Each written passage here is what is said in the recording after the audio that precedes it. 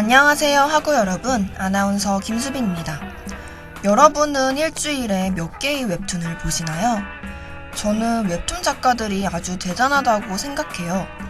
매주 찾아오는 마감의 압박을 이겨내야 하고 회마다 부여되는 별점과 수많은 댓글들, 정해진 분량을 이미지로 채워 넣어야 하는 작업엔 그 어떤 요령도 부릴 수가 없는 거죠. 그저 수많은 시간들과 노력들이 필요할 뿐. 그렇게 만들어지는 웹툰은 만화책에서 한 걸음 더 나아간 장르인데요. 책을 한 장 한 장 넘기는 것과는 달리 터치 몇 번으로도 많은 내용을 파악할 수 있으니까요. 어쩌면 이러한 웹툰의 특성 때문에 만화책보다 더 대중적으로 그리고 더 가볍게 다가갈 수 있는 것 같아요. 저 또한 그들의 작업 방식을 온전히 알지는 못하지만 단국대학교 방송국 PD들은 창작자 입장에서 생각해보면 얼마나 고단하고 힘든 일일지 알 수도 있겠네요. 이러한 창작자들에 대한 연민과 존경을 바탕에 두고 개인적인 취향으로 좋아하는 웹툰 하나를 이 방송에서 소개해볼까 합니다.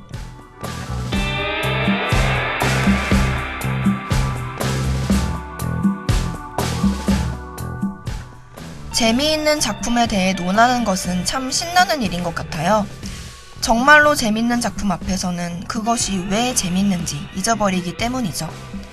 그저 그렇게 한참을 푹 빠져드는 겁니다. 여러분은 어떠신가요? 노래 한 곡 듣고 올게요.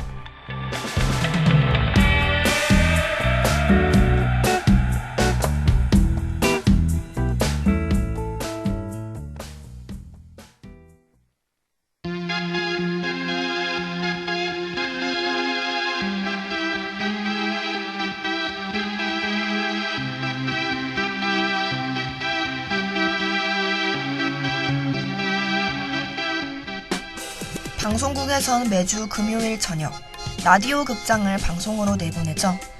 듣다 보면 그 매력에 푹 빠지게 되는 방송인 것 같은데 저만 그런가요?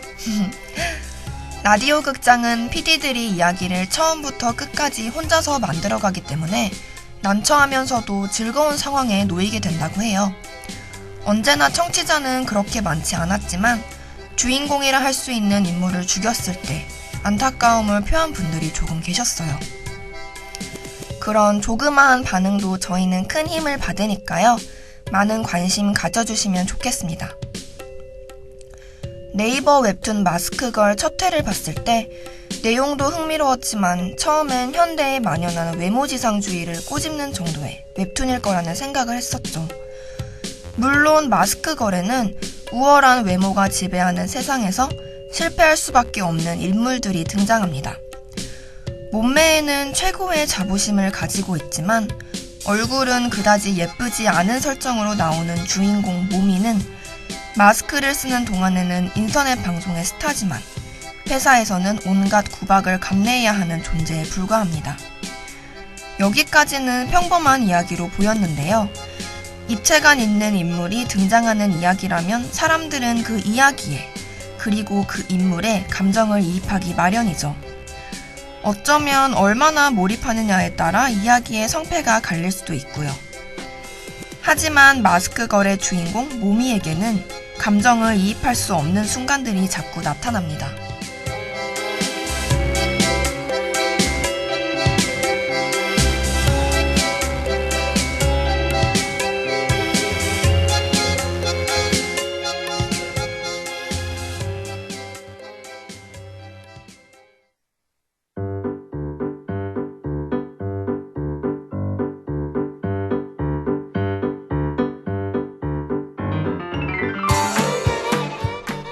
마스크걸의 매미 그리고 희세 작가는 가끔 주인공이 작가 마음대로 움직이지 않을 때가 있다고 말했는데요.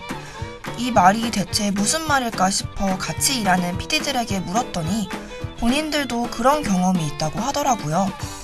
생각지도 못했던 말을 듣고 생각해보니 그럴 수도 있겠구나 싶어서 신기했습니다. 모미는 마스크를 벗고 성형수술이라는 마스크를 쓰면서 또 다른 인물로 살아가게 되죠. 그리고 모미가 예측 불허에 막 나가는 행동을 할 때마다 독자들은 탄식을 토해냈고 저 또한 주인공 모미가 어디까지 막 나갈 수 있을까 궁금해졌습니다. 이 웹툰의 최고의 강점은 뭐니뭐니 해도 예측할 수 없는 스토리에 있죠. 모미는 모두의 기대를 완벽하게 배반하겠다는 듯 작중에서뿐만 아니라 독자의 예상마저 가뿐히 앞지르는 행보를 보입니다. 댓글에서는 모든 인물들이 실은 만화는 이것밖에 없을 것 같다고까지 했으니 다른 인물들도 분명 정상적이진 않은데요. 하지만 이 모든 캐릭터들이 우리의 단면을 모두 가지고 있으니 난 아니다 라는 말로 치부할 순 없겠죠. 보통의 인간 존재가 필연적으로 지니고 있을 온갖 부정적 측면들을 감추지 않고 극대화하고 있다는 점에서 이 작품은 독보적이라고 감히 말씀드릴 수 있을 것 같네요.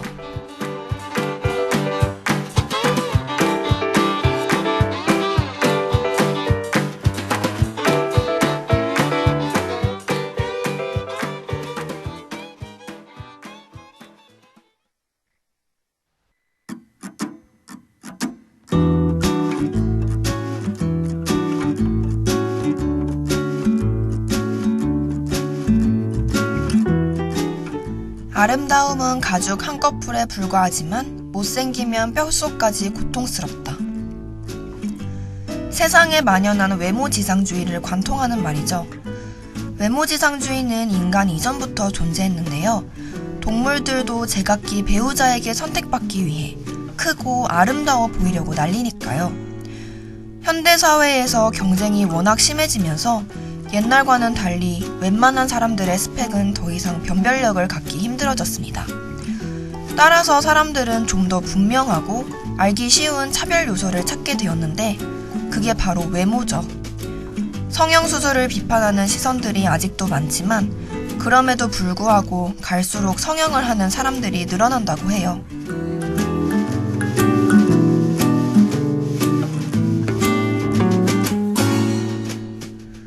각종 드라마나 영화에서 평범한 서민 역의 여자 주인공은 빼어난 미인인 여배우가 등장하며 극중에서도 예쁘다는 묘사가 나오지 않고 남자 주인공 역시 외모를 칭찬하지 않죠. 아무리 가상이라 해도 계속 보다 보면 생을 강하듯 저 정도는 되어야 보통이라는 인식이 스며들어 자연스럽게 눈이 높아지게 되는 거죠. 또한 외모 관리를 하려면 돈과 시간이 필수적으로 갖춰져야 가능한데 혹시라도 이 때문에 조롱을 당하거나 제한된 자원을 외모에 쏟아부어 생활 수준이 하락하는 문제가 일어나는 걸 당연시 여기는 일은 없어야겠죠.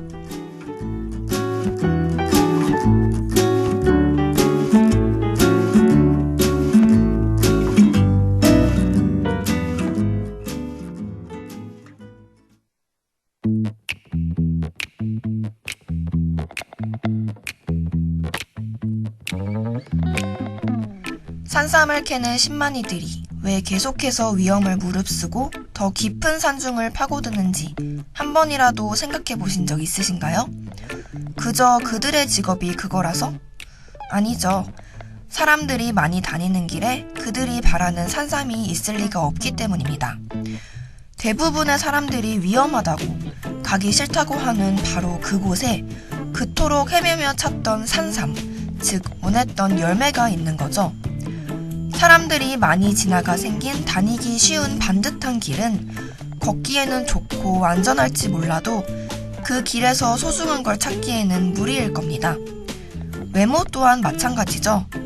사회가 원하는 대로 자신을 맞추면 편하게 갈 수는 있어도 놓치게 되는 것들도 있기 마련이니까요.